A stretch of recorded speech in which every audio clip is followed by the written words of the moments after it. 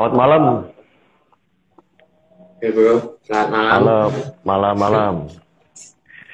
Manggilnya kak atau bro apa gitu? Bro aja, santai. Oke, Lebih selamat malam santai teman. kalau sama saya. Ya, selamat malam teman-teman. Kita berjumpa lagi dalam acara Leaders Talk seri keempat gitu ya. Jadi malam hari ini bersyukur, thank you untuk Bro Henry yang sudah bersedia menemani ngobrol-ngobrol bincang-bincang malam hari ini. Ya, jadi seperti di flyer saya tulisnya seorang revivalist gitu ya. Jadi Enggak lah. saya Masih orang biasa. saya bersyukur bisa ditemani malam hari ini. Ya, saya melihat Fire Generation itu ada bukan hanya yang memunculkan kalau di Alkitab, istilah Alkitab gitu ya, bukan hanya sekedar memunculkan Elia, Elisa gitu, tetapi juga ada 7.000 orang yang disimpan begitu ya. Jadi luar biasa.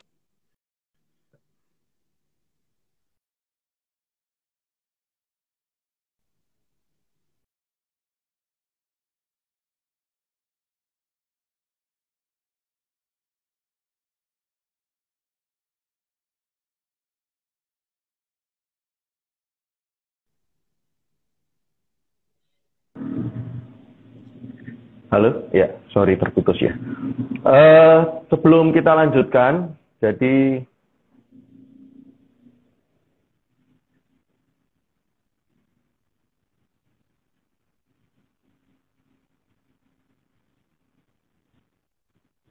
sebelum kita lanjutkan, saya akan jelaskan dulu yang sementara ini belum belum pernah saya sebutkan ya, dari dasarnya dari Leaders Talk itu Mazmur 78 ayat yang ke-70 sampai 72, dipilihnya Daud hambanya, diambilnya dia dari antara kandang-kandang kambing domba, dari tempat-tempat domba-domba yang menyusui didatangkannya dia untuk menggembalakan Yakub umatnya dan Israel miliknya sendiri.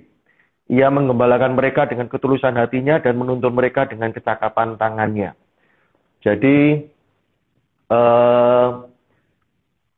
teman-teman, jadi kenapa kok Leaders Talk itu diawali dengan building healthy youth ministry begitu ya. Jadi kenapa bukan sukses tapi ukurannya sehat gitu kan. Dari ayat ini mencoba untuk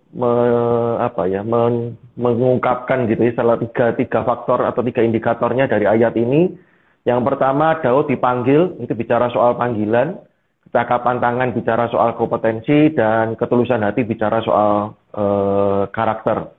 Dan tentunya kita Christ Center dan community. Jadi peranan komunitas itu juga sangat penting gitu. Kita tidak bisa bertumbuh secara karakter sendirian begitu ya. Jadi ada 5 C begitu yang kita coba sodorkan begitu.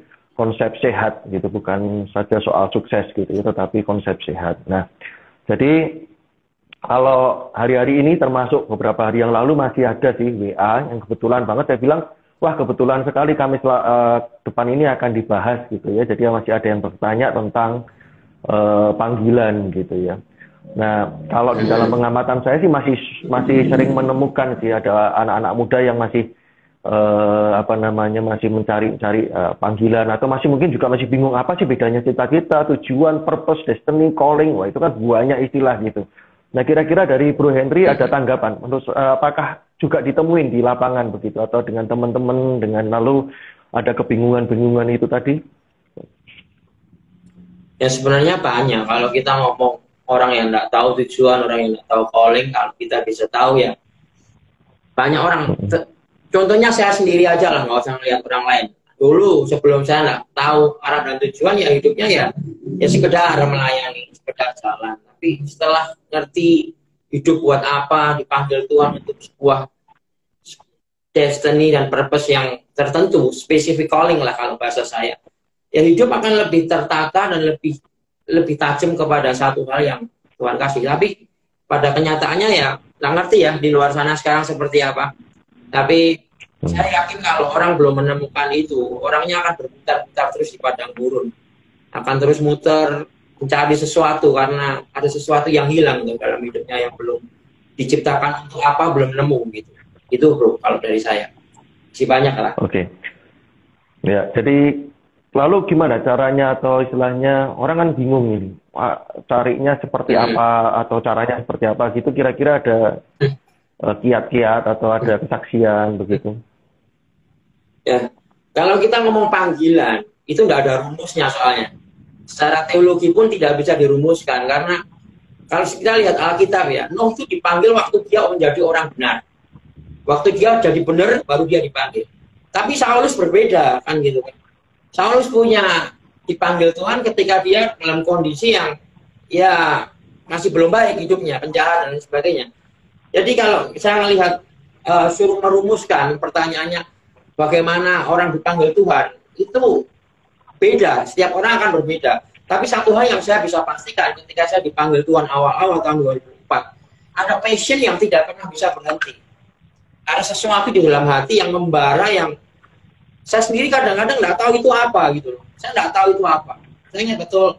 Jadi kalau teman-teman belum tahu, saya itu sebenarnya bukan hamba Tuhan sebenarnya. Awal-awal itu saya seorang musisi. Ya, saya sekolah musik sampai di Amerika, belajar dengan satu tujuan, cita-cita dalam tanda kutip ya, pengen jadi artis rohani. Pengen jadi pemain musik lah, pengen jadi pemain musik. Tapi 2004 saya dipanggil Tuhan, saya bertobat di sana dan sampai sekarang saya tidak kembali ke Amerika. Jadi saya semester 8 pun saya tidak kembali, tidak selesaikan itu karena waktu 2004 itu ada benar-benar ada sesuatu yang menyala kalau di tulang-tulang saya, kalau Alkitab mengatakan benar-benar yang tidak bisa berhenti, tidak bisa di stop. Dan saya percaya kalau orang terpanggil untuk generasi, saya ngomong tentang global calling dulu ya, untuk generasi, untuk sebelum nanti kita bicara lebih spesifik tentang calling, panggilan di 7 pintu dan lain sebagainya. Tapi awal-awal dipanggil Tuhan untuk melayani generasi itu rasanya apa ya, nggak bisa diberhenti. Saya baca orang-orang seperti John Wesley, saya baca yang untuk New England, saya baca sejarah orang-orang seperti Charles Finney, orang-orang Johnson. Orang-orang itu tidak ada rumus, sudah tidak ada rumus. Tiba-tiba saja ada passion yang menyala dalam hidupnya yang tidak bisa berhenti. Jadi kalau selama ini belum, dan karena yang ngasih panggilan kan Tuhan, bukan manusia, bukan program kerja yang memberi, ya, bukan program manusia yang memberi nanti gini-gini, setelah ini nanti kamu akan dipanggil seperti ini. Nggak bisa diatur kadang-kadang. Jadi kalau bagi teman-teman yang mungkin belum menemukan panggilan khusus, ya satu yang bisa kita kerjakan, terus cari Tuhan, simple sebenarnya. Karena di sana letak, kan ini, ibarat sebuah motor gitu ya, ibarat sebuah motor CBR gitulah, motor yang buat jalan lurus. Tapi kita pakai hidup kita untuk apa namanya, off-road, bisa enggak? Yang jalan berlumpur-lumpur, ya bisa, tapi enggak maksimal gitu. Yang paling ngerti CBR siapa? Ya yang menciptakan CBR kan. Yang komponen-komponen CBR siapa? Ya yang menciptakan CBR dalam konteks kita ya Tuhan. Jadi kalau kita pengen tahu destiny kita buat apa, tujuan kita buat apa, tidak ada cara lain. Kalau ada yang masih bingung ya teruslah cari Tuhan. Karena dia yang ngerti kita dipanggil buat apa. Gitu bro. Oke, jadi saya akan sedikit highlight ya, sedikit memberi penekanan seperti yang di flyer itu, bahwa Tuhan kita, Tuhan yang punya tujuan. Pasti segala sesuatu yang keluar dari dirinya pasti punya tujuan. Dan kalau kita belum tahu tujuan, bukan berarti nggak ada tujuan. Dan kalau mau tahu tujuan dari ciptaan, ya tanyalah sama Sang Pencipta. Dan kalau tidak tahu tujuan, maka kita tidak maksimal atau bahkan bisa melecehkan daripada ciptaan itu sendiri gitu. Nah, jadi tadi bahasanya berarti tinggi bahasanya. Padahal saya cuma duduk, nggak berdiri, nggak manjat. Siap. Oke, lalu kan tadi kan soal pribadi ya, kita kembali kepada Sang Pencipta gitu, kembali kepada ya Tuhan gitu. Lalu gimana kalau sebagai seorang pemimpin ini memimpin atau menemukan anak-anak rohani gitu atau adik-adik rohani yang Kak, aku bingung nih Kak gitu, aku mesti ngapain atau bagaimana sih membimbing orang untuk bisa menemukan panggilan hidupnya gitu? Kalau saya sendiri sebenarnya tidak pernah paksa orang ya, makanya setiap orang kan punya bagian part masing-masing dalam kehidupan mereka. Jadi pelayanan youth kan seringkali seperti itu. Mereka punya bagian, mereka punya posisi yang mungkin berbeda dengan saya secara panggilan sebagai bapak rohani atau pemimpinnya gitu. Ya enggak apa-apa, dibiarkan. Tapi kalau yang masih bingung ya rumusnya tadi, bro. Rumusnya cuma satu, cuma pokoknya cari Tuhan, disentuh Tuhan, kamu tahu hidupmu buat apa, baru nanti diarahkan. Tugas saya untuk mendampingi. Kalau ada yang tanya ya seperti apa yang mungkin bisa satu dua hal memberi masukan, tapi pada akhirnya nanti anak itu sendiri yang harus menentukan, bukan saya. Karena yang dipanggil dia, bukan saya kan gitu. Tugas saya cuma mendampingi sampai dia benar-benar bisa menemukan panggilan yang Tuhan kasih dalam hidupnya dia. Mungkin ya bisa lah satu dua hal memberi masukan, mendampingi cukup lama mungkin bagi satu orang. Ada yang dipanggil kayak model-model Samuel, bertobat langsung ngerti panggilannya apa.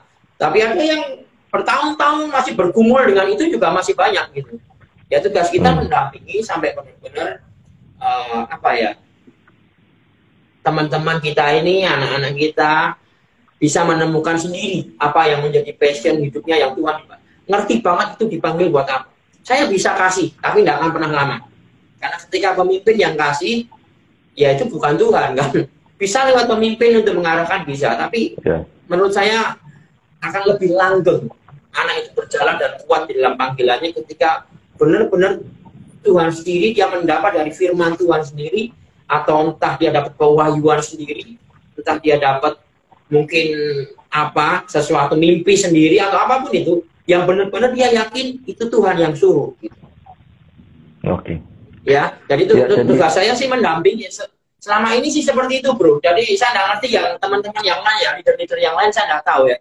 Tapi bagi saya mendampingi mereka itu cukup, bukan pekerjaan yang mudah. Bagi orang mendampingi itu kan wah gampang mendampingi, tapi mendampingi itu hidup sama mereka gitu, hidup sama anak-anak. Sampai saya bisa mengerti kehidupan mereka seperti apa. Ya, kalau saya makan tempe, mereka juga makan tempe. Hidup bersama, bergaul dengan mereka, ngerti satu demi satu, baru saya bisa mendampingi mereka. Ya puji Tuhan hari ini saya melayani sudah hampir 2 tahun, 2004 ya mungkin sudah 16 tahun, cukup lama juga ya. Sudah 16 tahun, jadi sudah lebih rileks sekarang karena banyak teman-teman yang sudah ada di in position mereka. Itu yang pertama, bro. Dan yang kedua sebagai, menurut saya ya, ini salah satu yang penting juga tugas kita untuk apa tadi pertanyaannya? Mendampingi adik rohani ya untuk menemukan panggilannya. Ya, yang poin yang kedua adalah memberi wadah. Karena tidak semua orang dipanggil jadi hamba Tuhan seperti saya. Kan gitu. Tidak semua dipanggil jadi pendeta.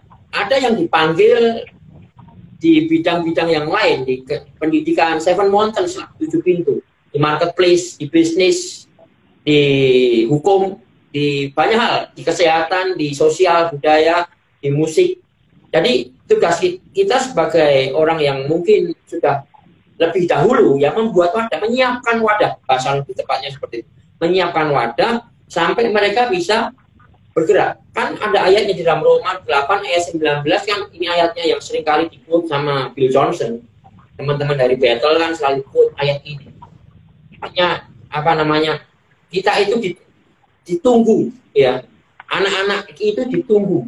Saya bacakan aja enggak apa-apa ya, Roma 8 ayat 19 saya bacakan sebentar.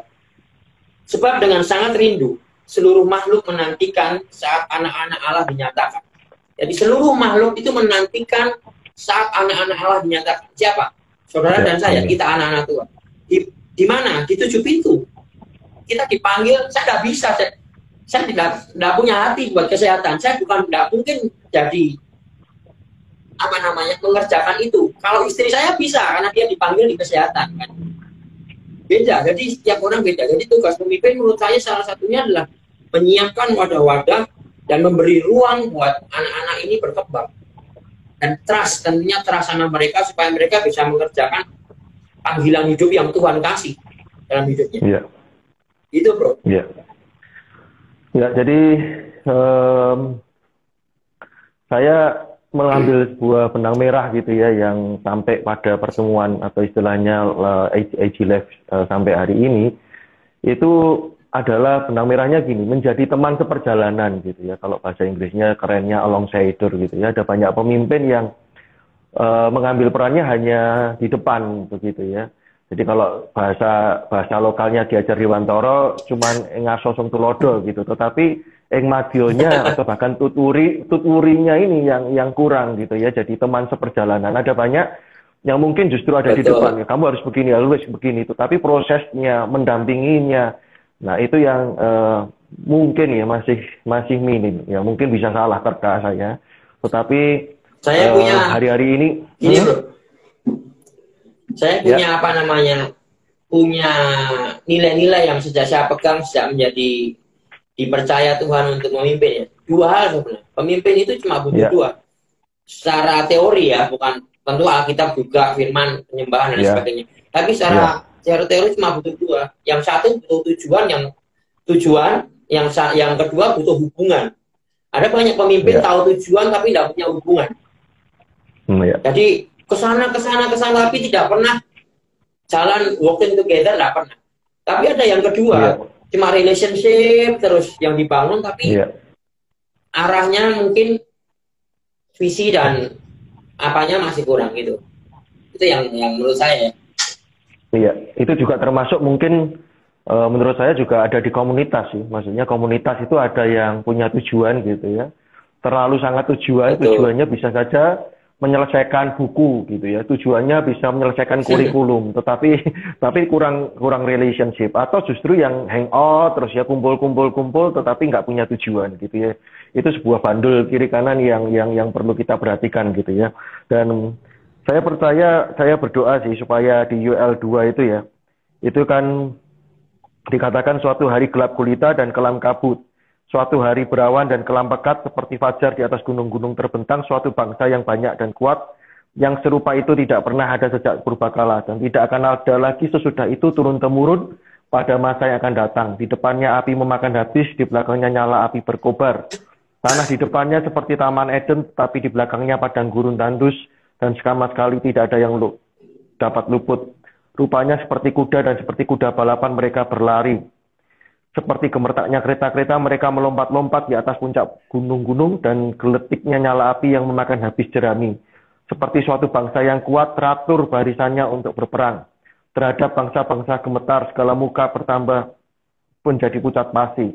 Seperti pahlawan mereka berlari, seperti prajurit mereka naik tembok dan mereka masing-masing berjalan terus dengan tidak membelok dari jalannya. Mereka tidak berdesak-desakan, mereka berjalan terus masing-masing di jalannya. Mereka menerobos pertahanan dengan tombak, mereka tidak membiarkan barisannya terputus. Mereka menyerbu ke dalam kota, mereka berlari ke atas tembok, mereka memanjat ke dalam rumah-rumah, mereka masuk melalui jendela-jendela seperti pencuri. Di depannya bumi gemetar, langit bergoncang, matahari dan bulan menjadi gelap, dan bintang-bintang menghilangkan cahayanya, dan Tuhan memperdengarkan suaranya di depan tentaranya, pasukannya sangat banyak dan pelaksana firman-Nya kuat, betapa hebat dan sangat dahsyat hari Tuhan, siapakah yang dapat menahannya. Saya hanya menggarisbawahi soal teratur dan tidak berdesak-desakan gitu. Sama seperti yang di IG Live sebelum-sebelumnya gitu ya. Jadi menurut saya perlu kebesaran hati seorang pemimpin gitu untuk merilis gitu. Satu kata yang tadi kan memberi wadah soalnya. Tadi kan disebut soal memberi wadah gitu ya. Kalau tanpa hati yang rela untuk melepaskan, lalu juga tadi karena harus tahu panggilannya, tahu tujuannya supaya di situ bisa secure gitu ya, tidak berdesak-desakan gitu, tidak ikut-ikutan tren dan tidak merasa kompetitif gitu ya. Jadi harusnya menurut saya musim-musim sekarang ini bukan lagi musim untuk kompetisi gitu di antara pemimpin, di antara gereja-gereja, tidak lagi kompetisi gitu. Jadi ketika orang temukan panggilannya maka dia akan aman gitu, dia tidak akan lagi keluar dari tracknya ya, jadi keluar daripada jalurnya. Oke, itu satu sisi. Nah, lalu karena bicara soal bintang tadi, bicara soal dahsyatnya ya pasukannya begitu. Ada jenderal-jenderal yang juga ternyata nggak sedikit yang berguguran gitu ya. Nah, kalau menurut Bro Hendry gitu ya. Kembali. Kembali ke tadi ada sesuatu yang saya mau share sebentar, masalah merilis tadi ya, merilis di komunitas, leader merilis. Saya tuh dari awal, ini kalau boleh sedikit share ya. Saya berdoa dapat satu kalimat yang itu sampai sehari ini saya hidupi. Kalian boleh cek sama teman-teman anak-anak di bawah saya selalu berdoa seperti ini.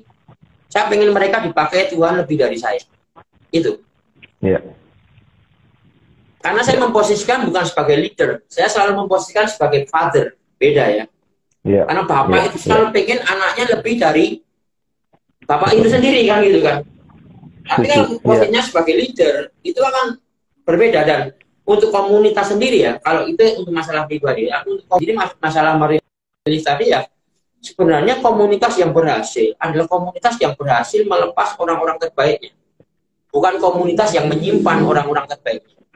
Itu menurut saya, itu definisi sukses sebuah komunitas ya, sukses story sebuah komunitas bagi saya, komunitas yang berhasil merilis ke 7 pintu kepanggilan mereka masing-masing, bukan yang menyimpan orang-orang terbaiknya. Ketika orang itu menyimpan komunitas itu menyimpan orang-orang terbaiknya, tidak bisa merilis orang-orang terbaiknya. Ya jadi satu kan, rencana Tuhan nggak pernah akan digenapi. Roma 8 ayat 19 tidak akan pernah digenapi. Tapi ketika ada orang, kita pemimpin rohani, bapak rohani mau melepas, yang melepas itu kan nggak enak. Merilis anak itu kan nggak enak. Kita kehilangan. Tapi dari sudut pandang surga ada sesuatu yang sedang diperlebarkan seperti itu. Itu yang kalau saya boleh berbagi ya, itu yang saya tangkap ketika saya berdoa. Merilis itu bukan, karena saya lihat mayoritas ya, saya dulu juga gitu, sakit anak-anak terbaik, sakit orang-orang terbaik saya untuk membangun ministry antara gue ya. Tapi sampai satu titik tahun 2000 berapa ya? 2010 kita dapat mimpi, ada penglihatan tentang api-api kecil yang menyebar dari Sabang sampai Merauke. Dari sana langsung ada sesuatu yang dirubah, ada mindset yang dirubah bahwa komunitas yang berhasil itu adalah komunitas yang melepas orang-orang terbaik. Ketika anak-anak tahu panggilannya di kesehatan, di pendidikan, dan mereka ada di pulau-pulau, mereka ada di tempat-tempat yang tidak sama kita, justru api Tuhan ada di sana gitu loh. Justru ada sesuatu yang sedang diperlebar. Itulah bro, yang saya mau share buat masalah merilis ini tadi. Oke, terima kasih. Nah, saya jadi ingat tuh 2 hal. Yang pertama, quote yang ditulis di bukunya Pak Jeffrey Rahmat, ya, jangan gunakan pelayanan, jangan gunakan orang untuk membangun pelayananmu, tapi pakailah pelayananmu untuk membangun orang.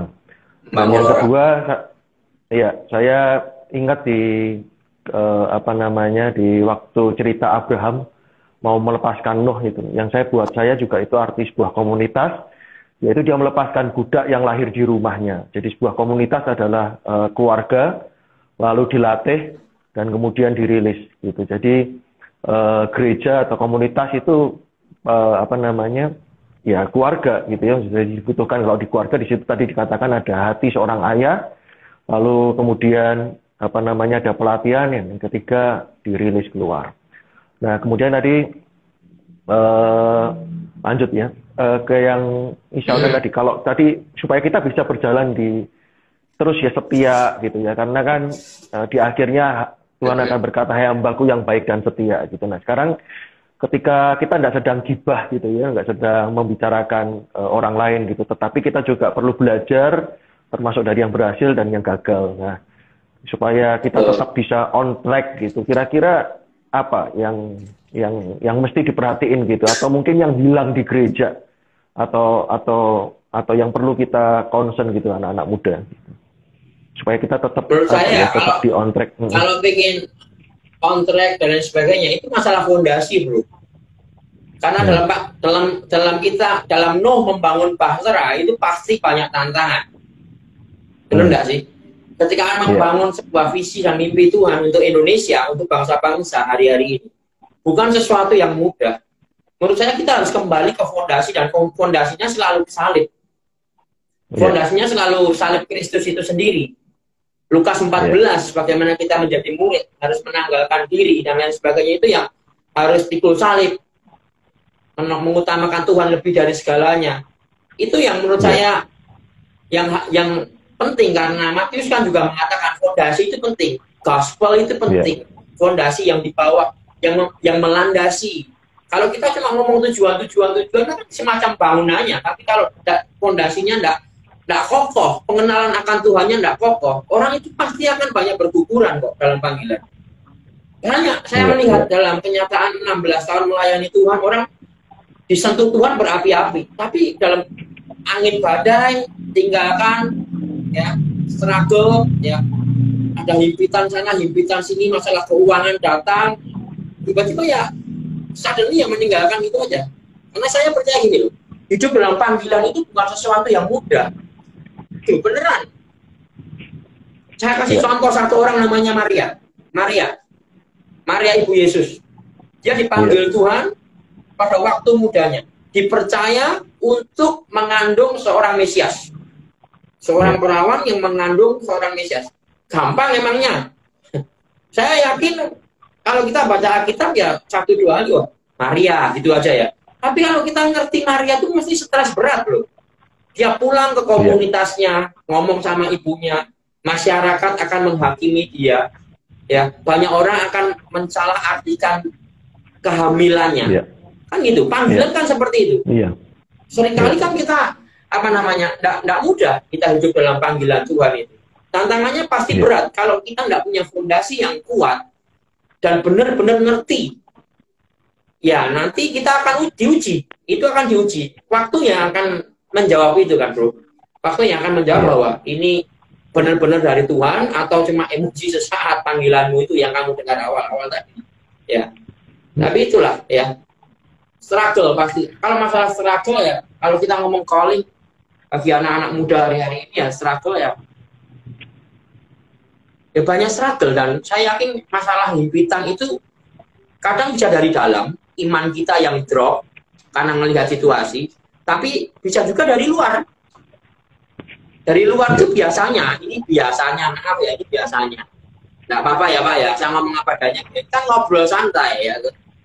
Biasanya tuh datang malah dari orang-orang terdekatnya, orang tuanya bahkan. Oh ngapain? Apalagi yang hamba Tuhan ya, apalagi yang hamba Tuhan, ngapain jadi hamba Tuhan? Ngapain jadi pengicil? Ngapain gini, ngapain gitu? Kalau saya boleh ngomong pesan, kalau nanti ada orang tua yang nonton ini percakapan ini, keberhasilan orang tua ini sedikit parenting, nggak apa-apa ya bro.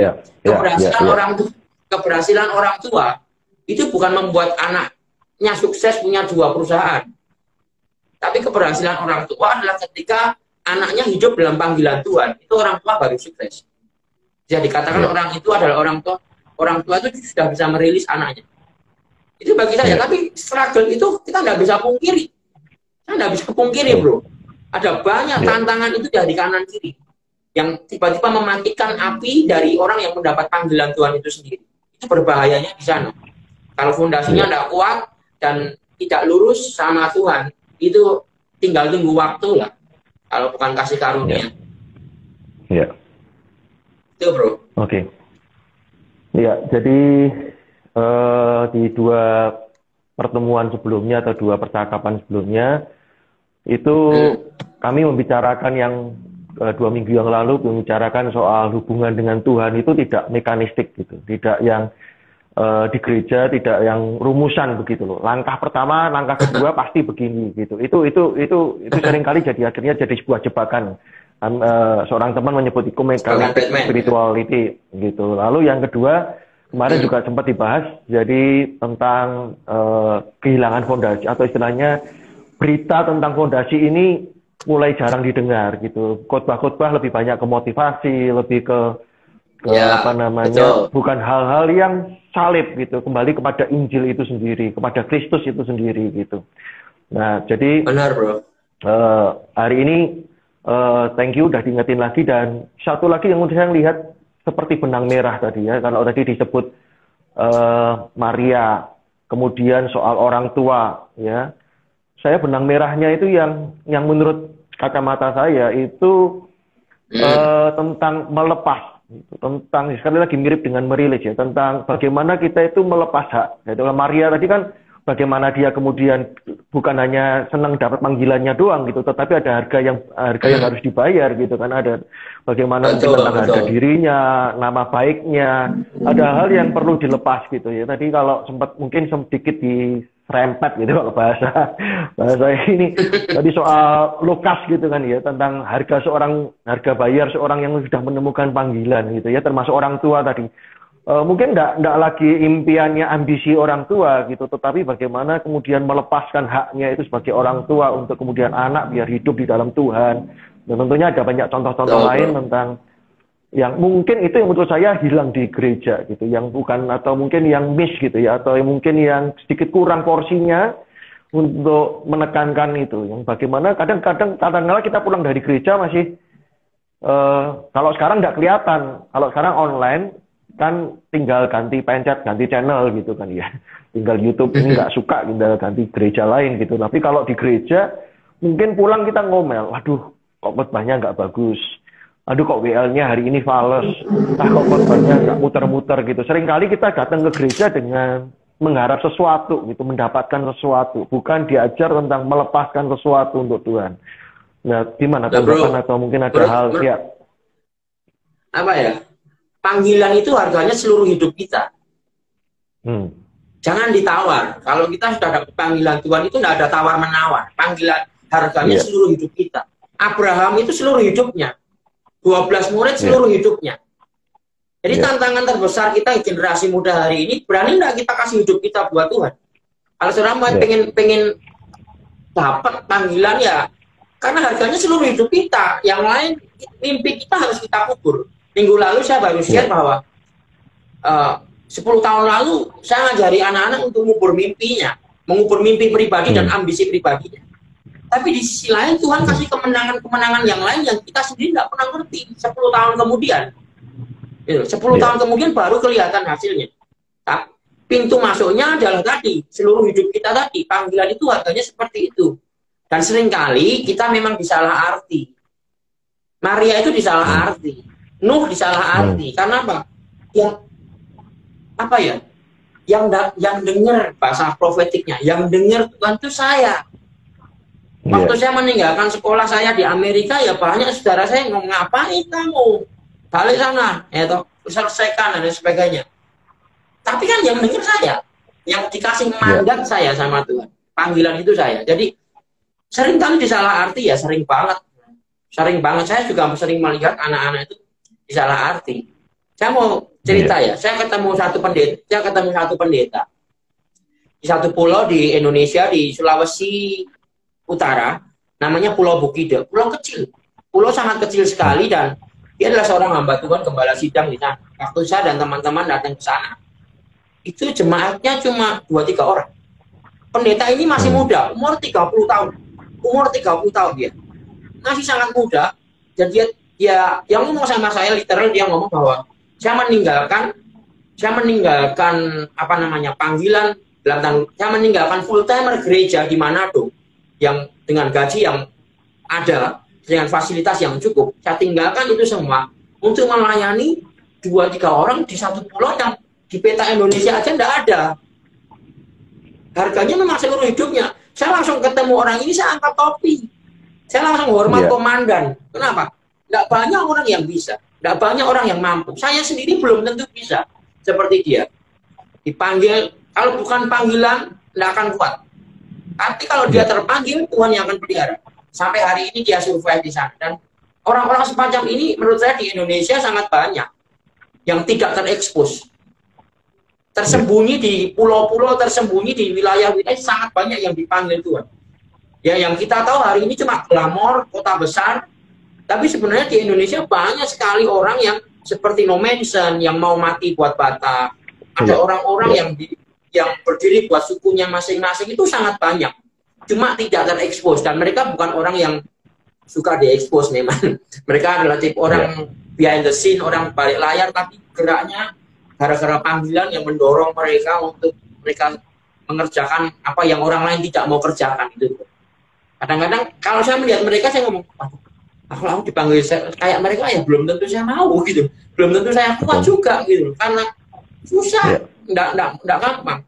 Tapi kalau Tuhan yang sudah panggil mereka, ya tidak bisa tolak juga, mereka juga tidak bisa tolak. Itulah dari jalan ceritanya seperti itu. Unik kalau kita ngomong calling ini, unik sebenarnya. Iya. Ya, kita dipanggil untuk jadi orang benar, bukan tenar, ya. Jadi jangan coba-coba cari kebesaran. Quote-nya Bro Albert. Apa? Quote-mu bro. Ya. Mantap, mantap. Nah, iya, apa? Kalau sekarang ini boleh tahu ya, memang sekedar pengen tahu dari belajar sebagai soal pasal gitu, sebagai tubuh Kristus gitu ya. Tadi karena kita bicara soal panggilan global dan panggilan spesifik gitu. Boleh nggak sedikit berbagi gitu ya, istilahnya sekarang ini seasonnya season apa sih? Gitu. Karena menurut ini musim, saya kalau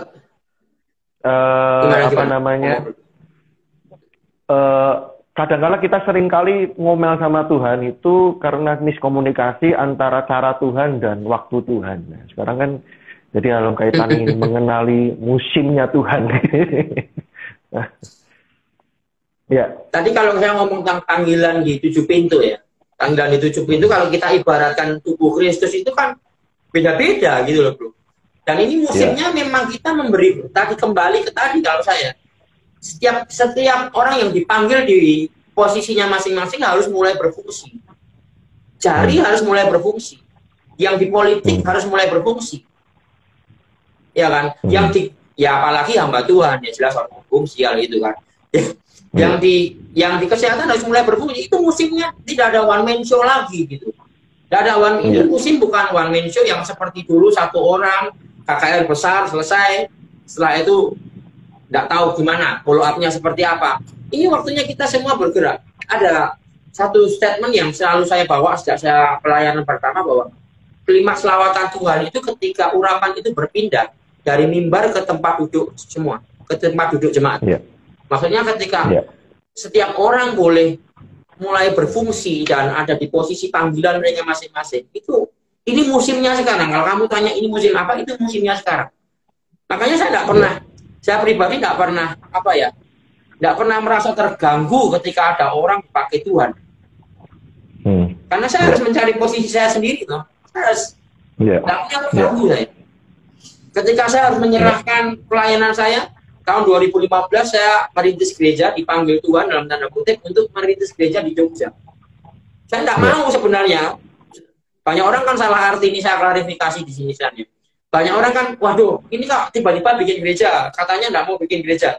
Lalu saya dipanggil di Kalimantan, saya mendengar bahwa saya harus mulai melangkah untuk membuat gereja lokal di sebuah kota Jogja, Revival City Church. Ya, 3 tahun saya di sana, 3 tahun saya dari awal saya ngerti itu gereja bukan buat saya. Saya persiapkan orang untuk mendampingi saya. 3 tahun selesai, tepat di tengah ibadah.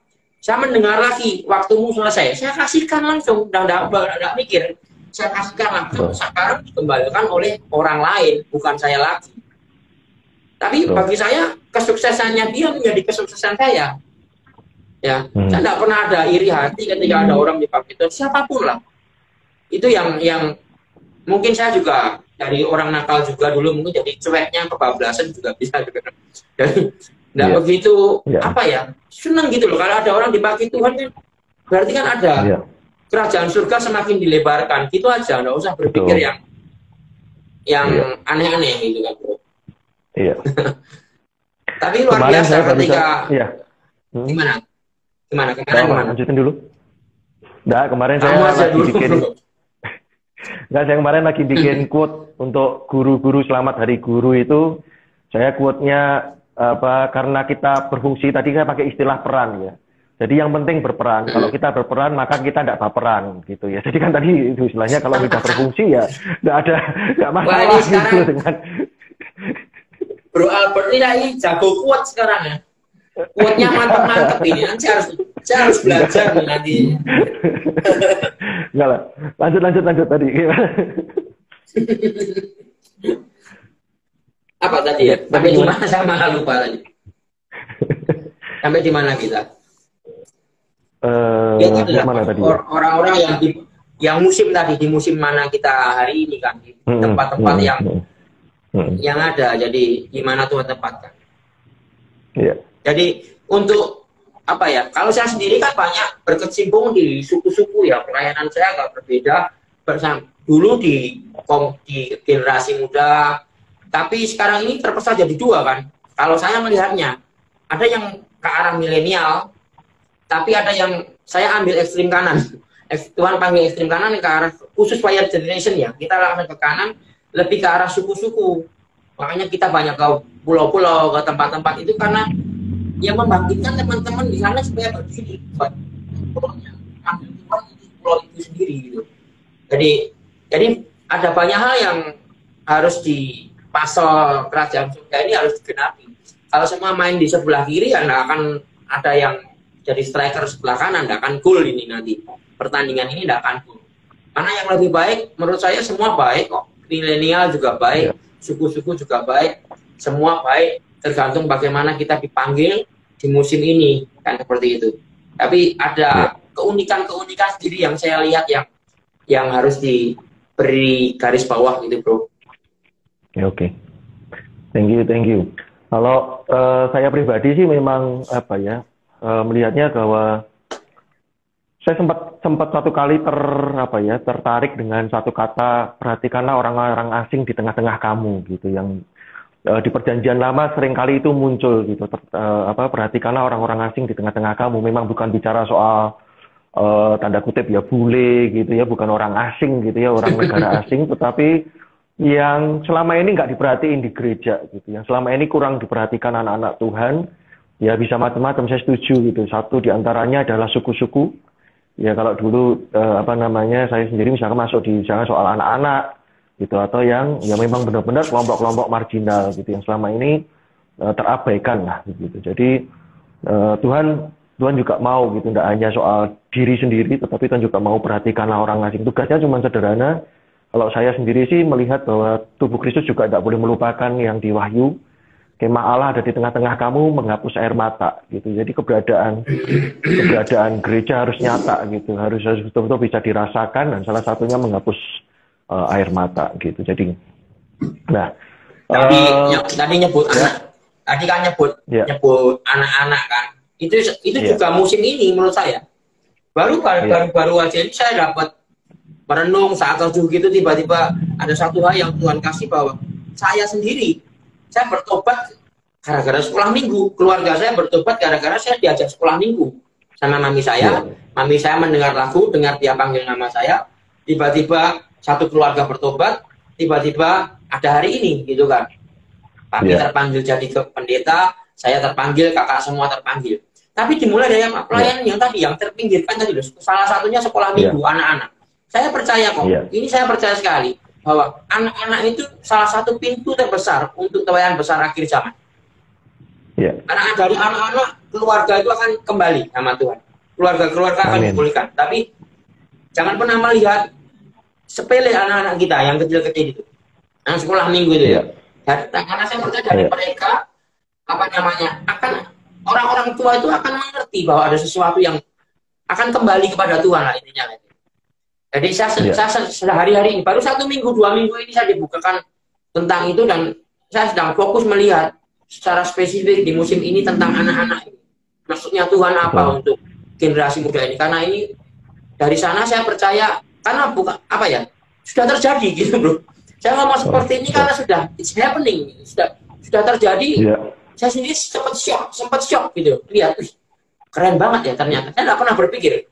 Saya pikir Tuhan bersatu selalu tentang sekolahan, selalu tentang suku, selalu tentang sesuatu yang wow, house of prayer, apalah yang gede-gede gitu. Tapi saya tiba-tiba ada sesuatu yang kecil yang terpintas gitu ya, kayak diwahyukan sama Tuhan gitu. Ini loh, anak-anak ini juga penting. Yang jangan bagian dari pelayanan generasi kan 40 tahun ke bawah. Di center kan 40 tahun ke bawah. Termasuk pelayanan sekolah minggu, termasuk pelayanan yang anak-anak ini yang tadi saya ulang lagi, pintu untuk sesuatu yang lebih besar. Itu menurut saya yang saya tangkap hari ini. Ya memang setuju bahwa Tuhan sendiri juga kekuatan untuk membungkam musuh itu justru ada di mulut bayi-bayi. Ya, jadi pasti ada sesuatu yang dahsyat yang Tuhan kerjakan melalui anak-anak. Dan karena apa? Karena hal ini mungkin penting karena berkaitan dengan panggilan. Itu tadi saya diingatkan ketika Bro Henry ini share begitu ya soal anak-anak, bahwa panggilan itu punya durasi gitu ya. Kita ini punya waktu gitu. Jadi betul, setuju. Jadi kan kadang-kadang seringkali anak-anak kan dianggap alah waktunya masih panjang gitu kan ya. Jadi udahlah apa namanya mengetahui panggilan tuh nanti aja gitu kan ya. Jadi saya pernah loh, bahkan sudah gede saya dari SMA ketika saya sempat ya maksudnya pengen jadi hamba Tuhan gitu, malah full timer gereja bilang udahlah yang anak muda masih nakal duluan gitu. Jadi mendingan nanti aja kalau udah tua baru bertobat gitu. Itu buat saya juga udah SMA itu apalagi. Jadi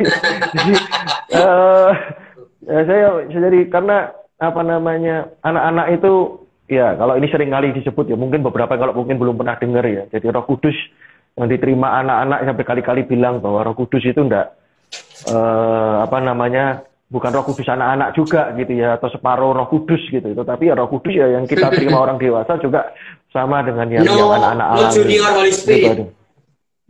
Sorry? No junior Holy Spirit. Iya, tidak ada Roh Kudus junior gitu ya. Jadi sepenuhnya, seutuhnya sama powernya gitu ya. Jadi oke. Nah, ngobrol-ngobrol soal apa namanya panggilan ini menarik sekali. Jadi termasuk gereja sebenarnya ya. Jadi gereja dipanggil menurut saya juga tepat ya. COVID ini mengingatkan kembali tadi kapasitas kebesaran gereja bukan soal memenuhi bangku gereja ya, tetapi juga mengosongkan gereja gitu. Salah satu quote-nya siapa itu? jadi itu kebesaran misi ya. Misi besar gereja itu bukan mengumpulkan banyak orang, tetapi melepaskan orang-orang terbaiknya ke marketplace tadi ya, mengosongkan bangku-bangku. Coba bayangin, bayangin aja bro, bayangin aja, kita jangkau jiwa dari yang nakal, ya dari yang nakal dimuridkan, itu kan butuh waktu proses tuh. Waktu proses yang lama kan, bukan 1-2 hari untuk mendampingi anak-anak ini, bukan waktu 1-2 hari. Mereka sudah bisa, ya toh, dari 10 orang yang dijangkau. Itu cuma mungkin yang bertahan di pemuritan itu cuma 4 ya. Yang diutus cuma 1. Yang diutus cuma 1. Saya selalu ngomong sama teman-teman, ya berarti keberhasilanmu dari awal sampai akhir kalau dihitung dalam sebuah pertandingan ya cuma 1. Kalau dari sudut pandang misi ya, saya tidak ngomong dalam sudut pandang keselamatan, no. Tapi saya lihat dari sudut pandang misi dan mandat tadi. Bukan dari sudut pandang keselamatannya, ya. Ya cuma 1 kalau jangan bangga dengan yang 10. Kalau kita ngomong konteks pemuritan dan pengutusan, ya cuma 1 itu, gitu. Jadi jangan senang dulu kalau tuanya besar. Berapa yang bertahan, berapa yang dimuridkan, dan berapa yang diutus. Nah, berapa yang diutus itu kan nilai akhirnya. Kayak kalau kuliah itu kan IP-nya, bro. IP-nya kan kelihatan nanti. Itu IP-nya, gitu. Saya mengulang dari yang pertemuan pertama saya sampaikan gitu di Kisah Rasul 5 itu kan ketika para murid dihadapkan di dalam persidangan dan di dalam persidangan itu kemudian muncullah kalau nggak salah Gamaliel ya muncul, biarin aja gitu kan, sebab sebelum ini sudah ada Yudas, ada Tadeus yang muncul dan punya banyak pengikut. Tapi ketika Yudas dan Tadeus itu mati gitu, pengikutnya berantakan. Jadi dilihat aja lah mereka ini dari Tuhan atau bukan gitu. Jadi Gamaliel sarannya udahlah kita lihat. Jadi kebesaran kita bukan saat kita ada. Ya, jadi kebesaran kita bukan saat kita ada, tetapi justru ketika kita tidak ada. Itu baru tadi kan kalau bicara soal hasil akhirnya gitu ya. Jadi seringkali pemuritan atau gereja bergerak lambat. Ini kenapa? Karena fokusnya cuma 2 orang gitu. Saya memuridkan. Lah padahal proses kesempurnaan itu nggak akan pernah sampai sempurna sampai kita dipanggil Tuhan gitu. Jadi kadang apa namanya kita kelupaan untuk orang itu juga kemudian harus memuridkan kembali gitu, atau langsung sudah sambil jalan gitu ya. Kadang kita nunggu ya. Kalau sudah 4 buku selesai gitu ya. Kalau sudah, padahal saya sempat singgung di pertemuan keberapa itu kasihan di gereja ya. Kadang orang ikut kelas jemaat pengen kayak pendetanya gitu ya. Sudah lulus wisuda ya, tiba-tiba dia ada kelas baru lagi, ditambahin lagi 1 buku lagi gitu. Jadi istilahnya nggak pernah nyampe, nggak pernah lulus gitu ya. Dianggap pokoknya kamu ya betul kita hidup ya sebagai manusia pembelajar, tapi akhirnya ditahan terus gitu ya. Dan jadi sekali lagi bersyukur gitu ya, diingatkan lagi bahwa kalau saya sih bro, lebih senang kembali ke pemuritan Yesus ya. Yesus kan itu santai gitu loh, maksudnya memuridkan, mendampingi 12 murid selama 3,5 tahun. Suatu about the book, bukan masalah ilmunya, tapi masalah bagaimana mendampingi proses pemuridan dan pembapaan ini yang seringkali apa ya, kuncinya cuma sabar. Sama anak-anak ya harus sabar. Misalnya saya kemarin habis ketemu orang, anak saya umurnya 1 tahun 3 bulan. Kan nggak mungkin umur 3 tahun saya suruh dia naik motor. Nggak mungkin anak saya umur 1 tahun, umur 3 bulan lah, baru lahir umur 3 bulan, saya ngomong kamu harus lari, kan nggak mungkin. Kita tuh yang konyol gitu. Umur 3 bulan suruh lari. Ya, proses mendampinginya itu yang sebenarnya gini, 2 sisi ya. Bukan cuma kepada anak itu sendiri sampai bisa dilepas, tapi bapaknya juga dilatih sebenarnya. Itu hebatnya Tuhan ya. Father itu hebatnya di sana. Kita sendiri juga father gitu, orang bapak gitu. Saya selalu begitu anak saya lahir, anak saya jasmani lahir, saya ngomong sama dia, saya akan mendidik dia. Baik. Tapi saya juga percaya Tuhan untuk melatih saya menjadi bapak yang baik. Jadi 2 sisi bahwa itu kerennya Tuhan di sana untuk masalah proses pembapaan dan pemuridan ini.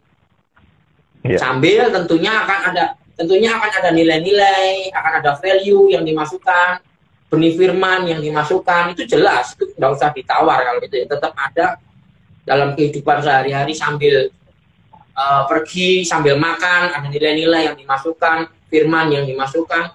Yang itu kalau tipe saya pemuridan seperti itu.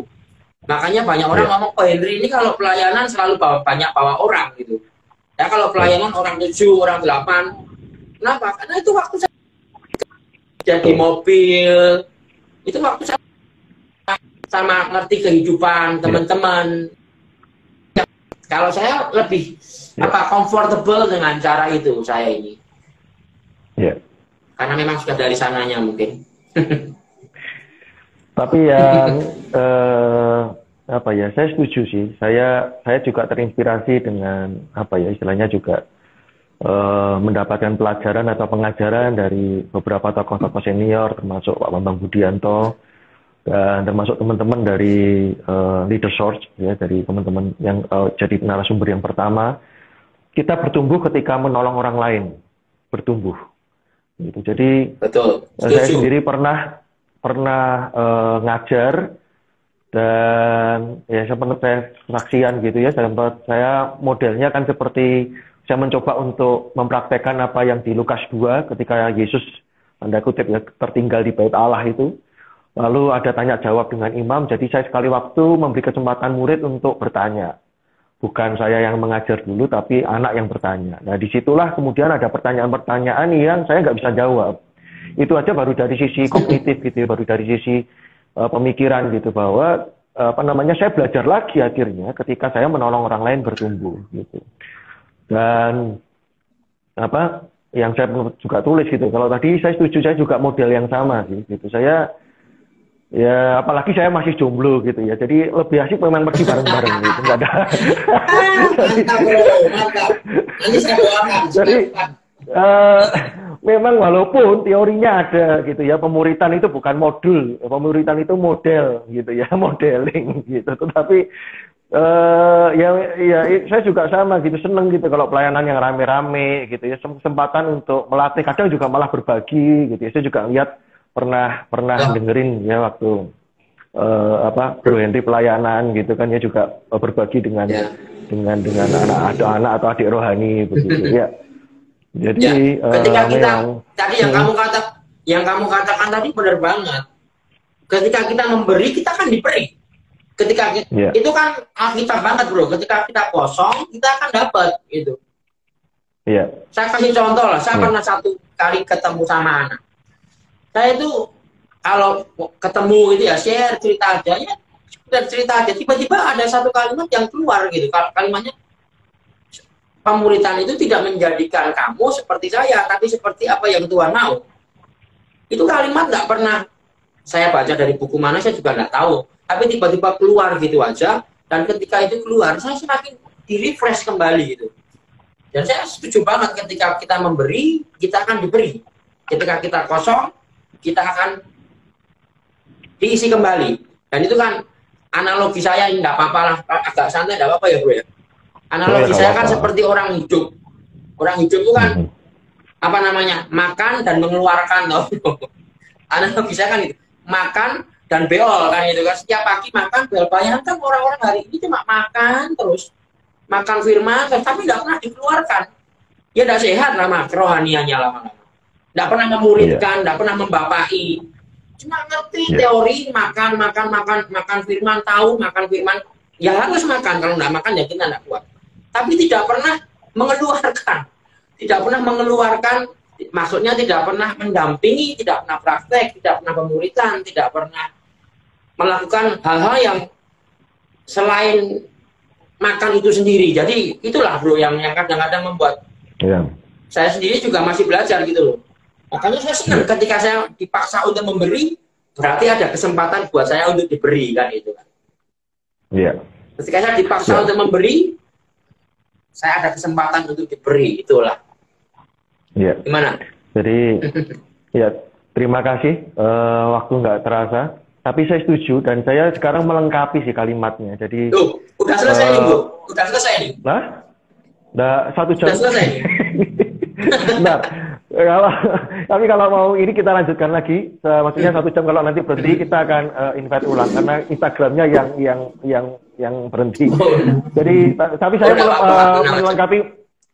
melengkapinya gini sih. Sekarang jadi kita bertumbuh bukan hanya ketika kita menolong orang lain, maksudnya kita bertumbuh ketika kita menolong orang lain, bertumbuh menolong orang lain lagi gitu ya. Jadi kita akan lebih bertumbuh lagi ketika menolong orang lain ini, menolong orang lain bertumbuh juga gitu. Jadi bukan hanya kepada dua pihak gitu. Jadi pemimpin melahirkan pemimpin soalnya gitu. Jadi kan ya, nah satu-satunya cara untuk atau cara terbaik untuk melahirkan seorang pemimpin ya dengan diberi kesempatan gitu. Mau sebagus apapun teori di kelas, ya seminar mau dibayar mahal pun kalau tidak diberi kesempatan ya nggak akan pernah. Sama seperti kita belajar renang gitu ya. Kalau kita teori tidak pernah nyemplung ke kolam renang ya nggak akan pernah bisa belajar renang. Kita semua tidak ada pemimpin yang sempurna. Kalau menantikan anak buah atau tanda kutip anak rohani atau adik rohani kita sempurna baru dirilis ya susah gitu ya, nggak akan bisa kita sambil berjalan sambil bertumbuh. Makanya Paulus kan bilang ikutlah aku seperti aku mengikut Kristus. Gitu. Mungkin ada 1-2 supaya closing statement gitu. Apa ya bro, closingnya udah diomongkan semua tadi. Ya, mungkin terakhir, terlalu banyak seminar pertumbuhan gereja. Ya ada banyak. Kalau gitu. saya pengennya tahu how. Bro, ya. Closing terakhir gampang aja lah. Ingat-ingat tadi panggilan itu harganya seluruh hidup kita. Kita kembali ke topik kita dulu. Ya, panggilan itu harganya seluruh hidup kita. Jadi itu aja, kalau tanya closing statement ya itu closingnya. Jadi jangan ditawar, pokoknya jangan ditawar. Kalau Tuhan sudah panggil, jangan ditawar. Jalan aja 1 hari demi 1 hari, nanti akan ada banyak hal yang ajaib yang belum pernah kita mengerti sebelumnya. Oke. Monggo bro, silakan ditutup. Tadi saya ingatnya juga itu, jadi terlalu banyak seminar, banyak orang pengen tahu how-nya, tapi sebetulnya itu sedang mereduce atau mengurangi harga bayar. Ada banyak orang pengen tahu langsung jalan kilat, jalan tercepat, lalu sebetulnya juga tidak mau bayar harganya. Dan saya ingat Kohani pernah sampaikan di tempat saya kerja dulu, yang Tuhan minta cuma 1, yaitu segenap. Ya, jadi itu yang Tuhan minta dalam hidup kita cuma 1, yaitu segenap. Seluruh hidup kita, harga bayarnya dengan seluruh yang semua, Tuhan minta, bro. Seluruhnya. Iya, semua. Iya. Jadi yang Tuhan minta 1, yaitu segenap. Karena Alkitab berkata, kasihlah Tuhan Allahmu dengan segenap akal budimu, dengan segenap seluruhnya, segenap untuk Tuhan. Biar kemuliaan hanya bagi Tuhan. Malam hari ini, thank you bro untuk waktunya ngobrol-ngobrol bareng malam hari ini. Sama-sama bro. Kiranya menjadi berkat untuk generasi ini. Thank you, Tuhan berkati. Amin. God bless. Thank you. God bless.